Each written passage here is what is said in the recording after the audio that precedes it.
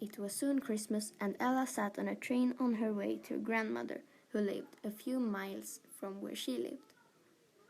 Ella's parents worked a lot and was almost never at home, because they had sent her by train to her grandmother to celebrate Christmas there, because they themselves worked too much and could not spend Christmas with her.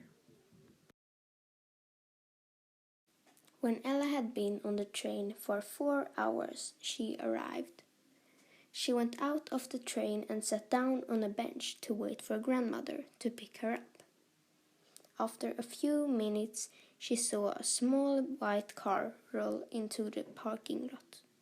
Her grandmother got out of the car.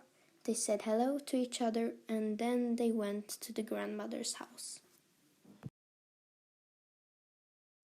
After a while, they arrived at a small cottage. They jumped out of the car and went into the house.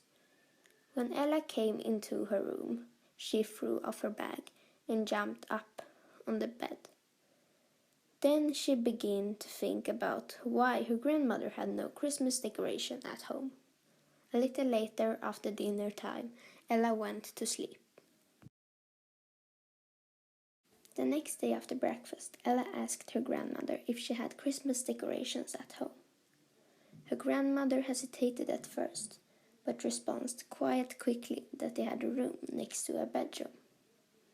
When Ella went into the room where the Christmas decorations would be, she was pleasantly surprised. There were boxes full of decorations inside.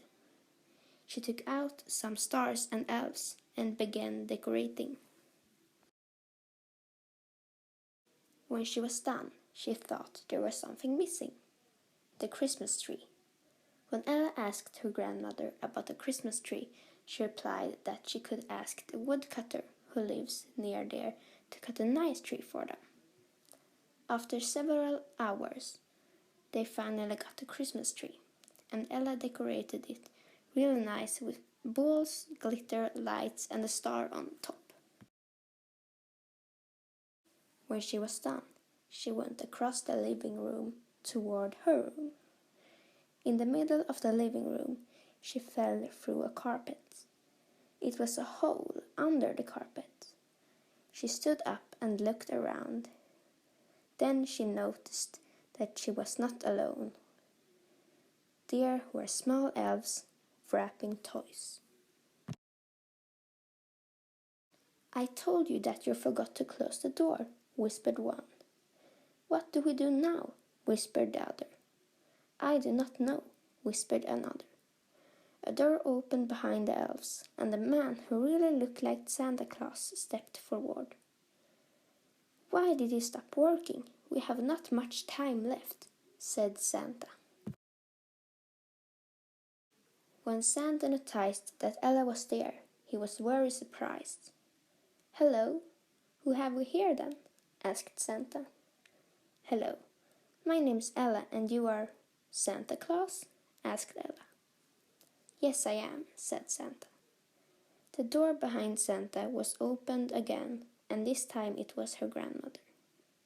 "Hello, Ella, we need to talk," said her grandmother. Ella's grandmother told her that her grandfather, who she always thought he was dead, is Father Christmas and has his workshop in the cottage. Ella was first very surprised, because she had not believed in Santa until now. But then she became very happy. The rest of the day Ella helped to wrap package, because it was Christmas Eve tomorrow. The next day, Ella, her grandmother and grandfather, and all the elves had a Christmas party in the evening with good food, drinks, and sweets.